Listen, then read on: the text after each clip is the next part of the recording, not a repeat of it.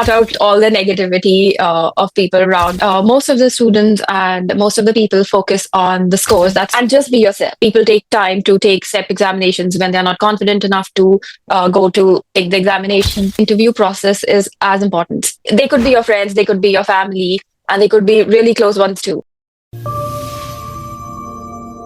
Good morning, good afternoon, good evening, everyone. Today we have our student Ravneet Kaur, who matched in internal medicine. So we wanted to sit down with her and understand what tips she has for all of you and maybe what challenges she had to overcome in her journey. So Ravneet, welcome and very good morning. I know you are in India, so glad you could make it so early. Good morning, everybody, and I'm glad to be here. So, Ravneet, let's talk a bit about your med school, your journey. When did you graduate? Things like that. So, I started my MBBS in Ludhiana, PMC, in 2015, and I completed my medical school final year in 2020. And I took a break where I did volunteer work during COVID, and I completed my degree in 2022. So, I graduated in 2022. After that, I started taking my USMLE STEP examinations. I got married in 2023, December to 2023. And so that was one of the challenges I faced, balancing my personal life and my professional life as well. Simultaneously, I was working in a hospital in India itself. So I believe what challenges I faced was basic average scores. My USMLE scores were not super high. I would like to say that it's not a barrier. It's a challenge, but it's not a barrier. So basically, those were most of my challenges that I faced. Yeah, so let's go step by step. So one is, how did you overcome the scores challenge? That's a very common challenge that a lot of us have. Not everyone has super high scores. So did you make it up with the help of USE or research or volunteering? What did you do? Because you matched in internal medicine. So you must have done some other things. Yes, definitely. So I would say that my scores were in 230s. They were not super high, but I believe that you do not need very high scores to match into internal medicine. It is getting very competitive, but having a well-rounded profile is something that gave me 14 interviews in internal medicine and 2 in family medicine. So what I did was I did a lot of clinical rotations in the United States, which out of them 2 I did in 2023. Most of them I did in 2024. And I kept doing clinical rotations, kept finding more and more clinical work through contacting people on LinkedIn and finding research positions, which I was not able to secure.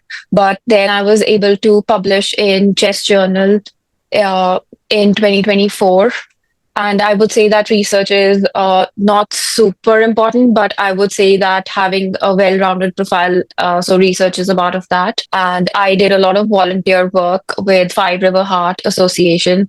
It's based in California and also in Washington. So yeah, that's it. Many of our students, like yourself, are trying to balance work and life, so trying to get rotations or research, but there are family commitments and all of that. So any tips on how to manage? Maybe some people are also working. So any tips on how to manage all of that? So I would say leave everything and take your USMLE STEP examinations.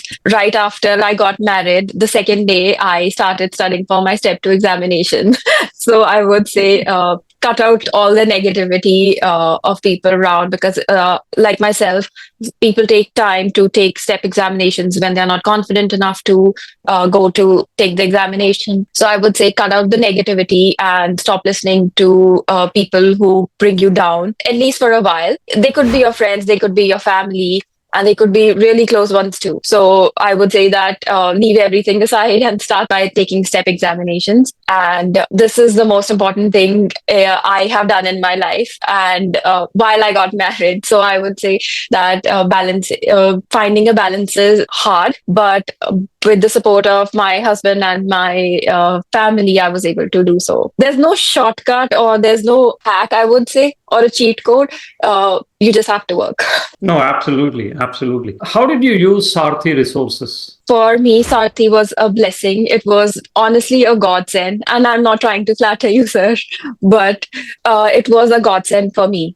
Although I joined Sarthi late in the math season, but I was able to secure 14 interviews with the help of Sarthi reading my profile, which I feel that I should have done it way sooner than I did, because I had to go through hundreds of videos on YouTube, read so many articles, and ask help from others, like other residents and my friends.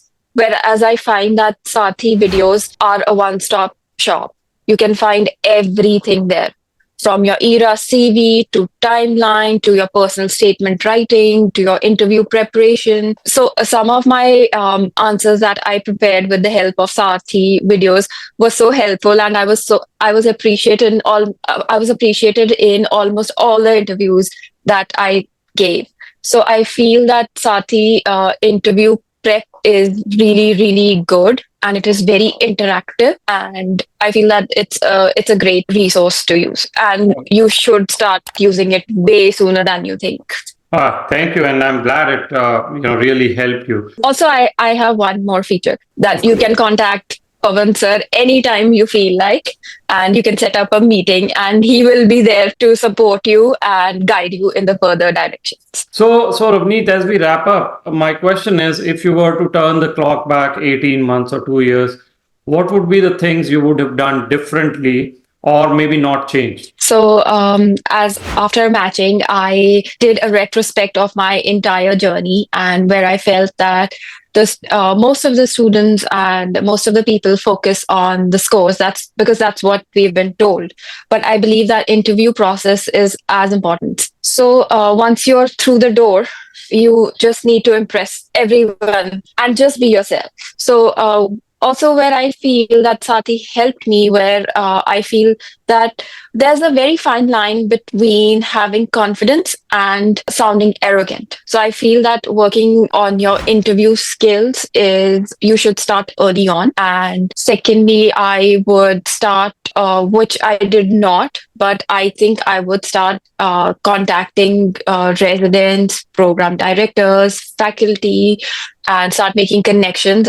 Because I feel they really help get you interviews, and they need a friendly face, and they need someone they can trust. And so if you start building connections early on, you might be able to get a spot in their program. What I feel is that you should also start doing clinical rotations. What I would not change was my consistency to work in the same direction, wake up every day, study for step examination, and after taking them, I would say that start preparing for interviews and do take step 3. I did not. I do regret it now, but do take step 3 before you apply if you can. Well, thank you. Thank you very much, Ravneet. This was very inspirational, I think very motivating, and a lot of great tips for students. So thank you, and congratulations again. Good luck in the next phase of your life. Thank you. Thank you so much. Thank you so much for watching. We hope that video provided valuable insights for your journey. Don't forget to subscribe to our YouTube channel and follow us on Instagram and Twitter. And check out our website for details on how we can guide you to a successful match.